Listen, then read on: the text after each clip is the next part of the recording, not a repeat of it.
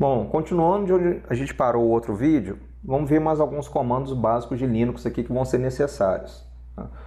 Se você dá um comando aqui, who, você mostra todas as pessoas que estão logadas no seu sistema. Who am I mostra quem é você. No caso, a gente está logado como root, né? Vamos supor que eu quero listar os processos que estão na memória. Então a gente usa o comando ps.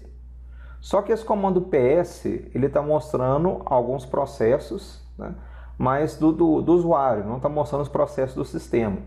Então a gente tem algumas opções aqui. Qualquer dúvida que você tiver com qualquer comando, você pode rodar a opção help.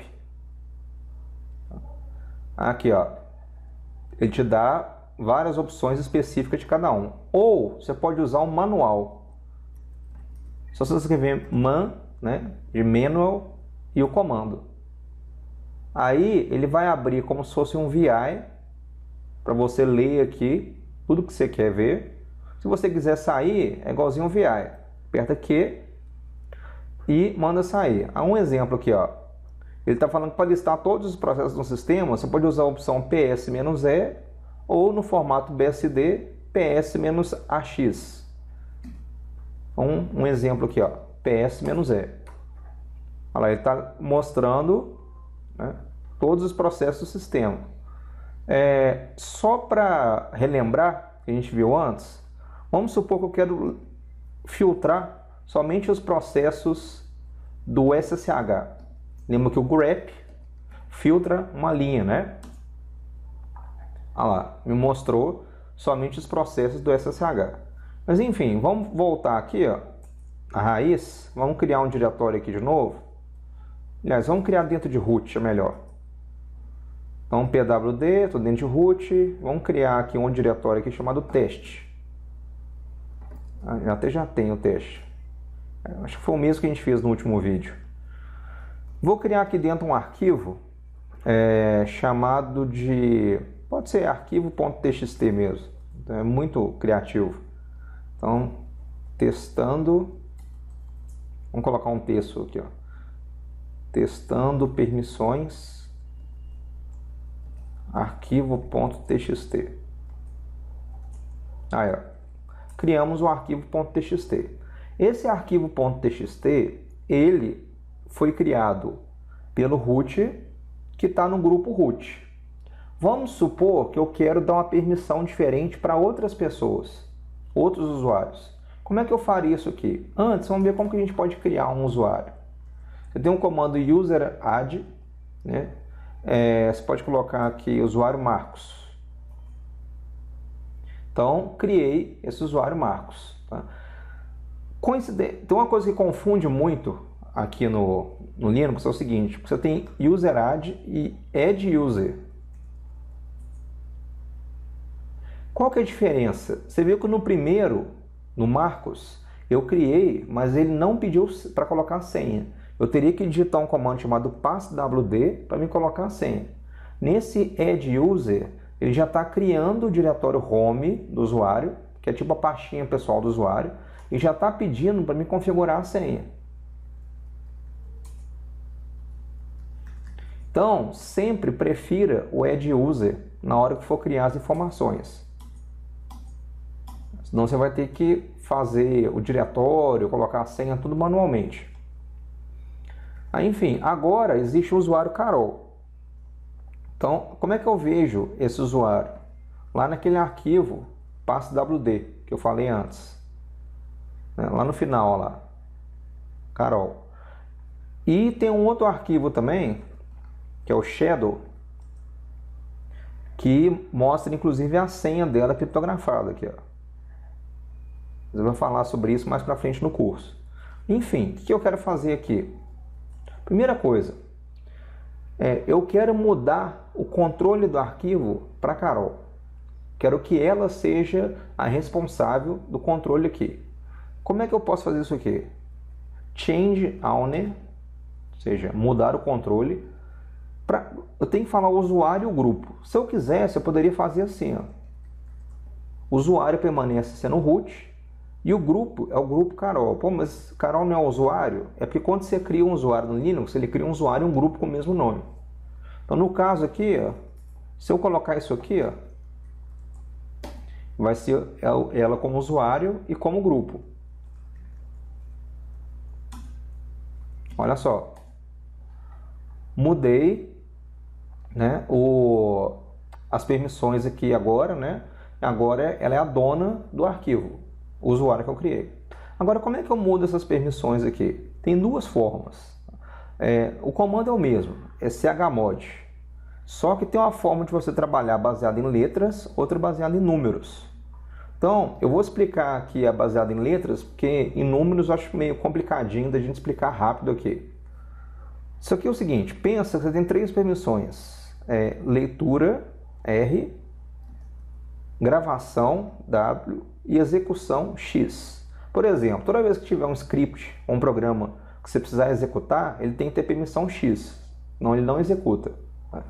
Então, como é que a gente faz aqui? Nós também temos o usuário, que é o U, o grupo, que é o G, e os outros, que é o O, quer dizer O. Também tem uma forma de você colocar A, que significa todos. Não, mas que confusão. Vamos dar um exemplo prático aqui.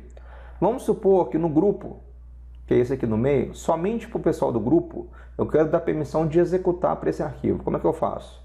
G, que é o grupo, mais X, permissão de executar.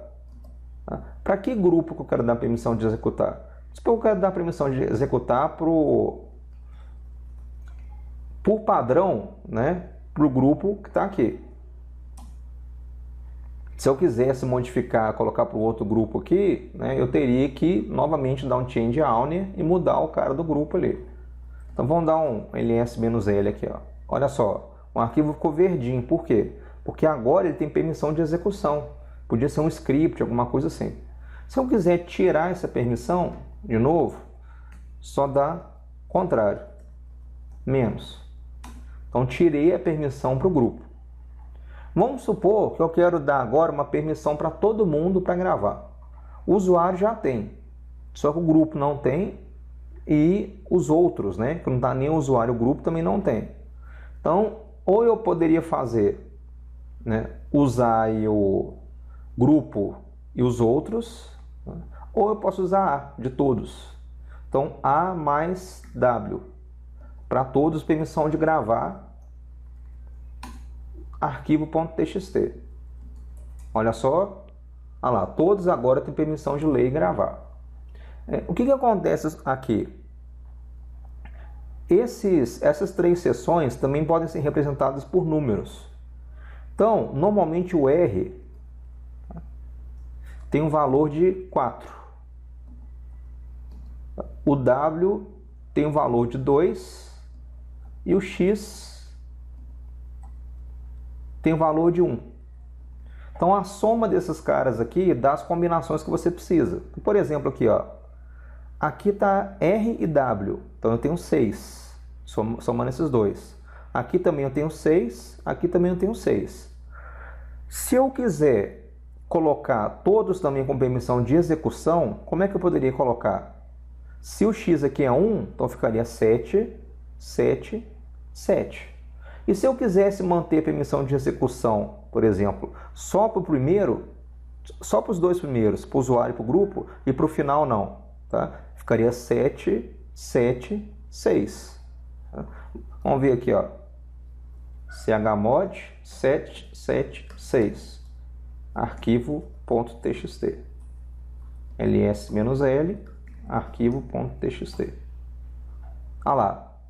Esses dois aqui agora têm permissão de execução. Esse cara aqui não tem permissão de execução. Por quê? Porque a permissão de execução vale 1 e nós não demos esse valor aqui no final. Então isso aqui é um pouco confuso para muita gente no começo. Não precisa se preocupar. É só uma questão de prática mesmo. Tá? Uma questão de treino mesmo. Tem vários outros comandos. Eu sugiro que você dê uma lida na apostila que nós disponibilizamos como arquivos complementares. Tem comando para mudar grupo, né, para você criar novos grupos, para você trocar um usuário de um grupo do outro. Aí tem diversos outros tipos de comandos que são extremamente úteis. Só uma última coisa aqui, eu falei do ifconfig anteriormente, mas eu não falei do seguinte: como que você desliga e liga a interface. A gente já tinha até configurado isso antes, quando a gente criou a máquina do Kali, mas só para reforçar aqui, ó, quando eu dou ifconfig a interface down, quer dizer que eu estou desligando ela. Quando você mudar um endereço IP, alguma coisa assim, normalmente é necessário fazê-lo. E up, você está ligando a interface de novo.